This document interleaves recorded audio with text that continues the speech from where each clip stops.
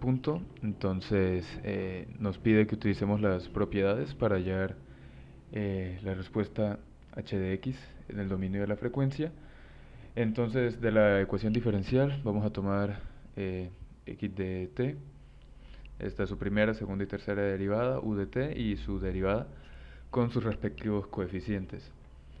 Entonces lo que hicimos fue graficar solamente los valores que conocemos porque la función como tal no está definida y no se puede graficar. Entonces graficamos la parte que sí conocemos. Aquí no sé por qué no se dio la gráfica. Para la segunda respuesta, entonces h de y, hacemos lo mismo sabiendo que y de t es la primera derivada. En este caso sí podemos hallar, digamos, una respuesta mejor porque para la primera derivada se aplica las propiedades y multiplica por j omega la derivada anterior. Entonces cuando graficamos obtenemos esto. La respuesta real es simétrica, la respuesta imaginaria es asimétrica y tenemos la magnitud y la fase de la respuesta. Luego tenemos que x de t es la primera derivada de y2. Entonces y2 va a ser la integral de x de t. De la misma forma, si calculamos entonces la transformada de Fourier, obtenemos esto mediante la propiedad de linealidad y de las integrales. De la misma forma, cuando graficamos obtenemos una respuesta real simétrica, asimétrica en la parte imaginaria, por la multiplicación del escalón unitario a partir del cero que tomamos en la segunda parte de la ecuación. Entonces él tiene un cambio en la magnitud y pues también vemos una diferencia en la fase. Entonces luego para la siguiente parte nos pide que tengamos una respuesta UDT 220 seno de 100 pi-t y utilizando en este caso Wolfram alfa, pero también pudiendo observar en las ecuaciones en las tablas, perdón, de transformadas de Fourier para la función seno, llegamos a esta respuesta que comprende dos escalones, dos impulsos unitarios, perdón, desplazados y con magnitudes. Entonces cuando graficamos obtenemos esto y cuando hallamos pues la transformada de x de t, que es lo que nos están pidiendo, pues obtenemos estos valores que como observamos solamente tiene magnitud en los dos puntos donde la función u de t tiene valor. Y pues lo mismo, simétrico en lo real, asimétrico en la parte imaginaria y su magnitud y su fase. Para la segunda UDT, entonces tenemos algo muy similar, su gráfica y su transformada de Fourier. Son muy similares en realidad porque representan pues una misma función de seno, que en este caso pues tiene diferentes valores de escalamiento y en los que la frecuencia va a cambiar. En el caso anterior era una señal mucho más cerrada porque su frecuencia era más corta, pero en este caso es una frecuencia mayor, que en este caso es 300 pi. Ese es el primer punto. Luego vamos a ver el segundo punto en el que nos decían que para una señal x de t que está aquí graficada, entonces halláramos su transformada de Fourier y la graficáramos.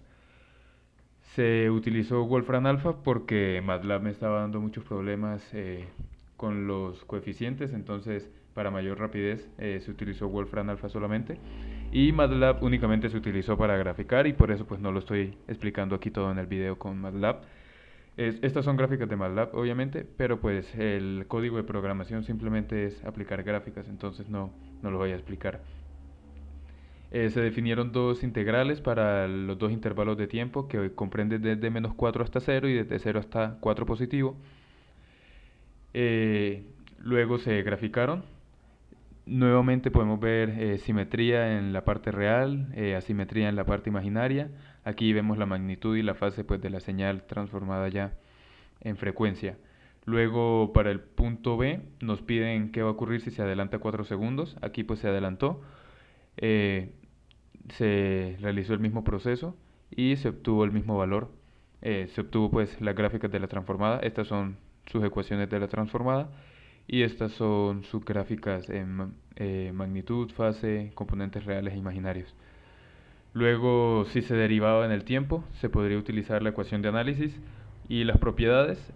Se utilizó en este caso derivar la ecuación que conocíamos porque era muy sencilla y se halló su transformada de Fourier igualmente. Sus dos ecuaciones en los dos intervalos de tiempo y su gráfica. Vemos que es un poco pues más difícil de observar porque el escalamiento pues no ayuda mucho, pero de la misma forma observamos simetría en el componente real, asimetría en el componente imaginario, su magnitud y su fase. Finalmente, si se convoluciona con e elevado a la 3t por el escalón unitario, ¿y qué ocurre entonces con su transformada? Se define la integral de la transformada, en este caso. Hay que considerar entonces que solamente va a tomar valor a partir de de 0, perdón, y se halla su transformada. Para la convolución, vale aclarar que se pueden multiplicar por propiedades las dos transformadas. Entonces, la transformada de una convolución es el producto de las transformadas. Y por eso, pues aquí estamos definiendo la transformada de la segunda función. Y esta es ya la transformada final. Luego, utilizando las tablas de transformadas para el punto C, nos dice que definamos las propiedades.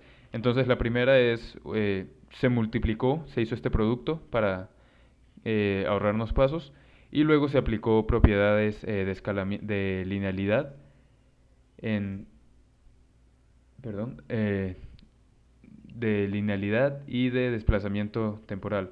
Se obtuvo esta ecuación, se graficó, no dio en realidad lo que se esperaba, entonces pues hay un pequeño error.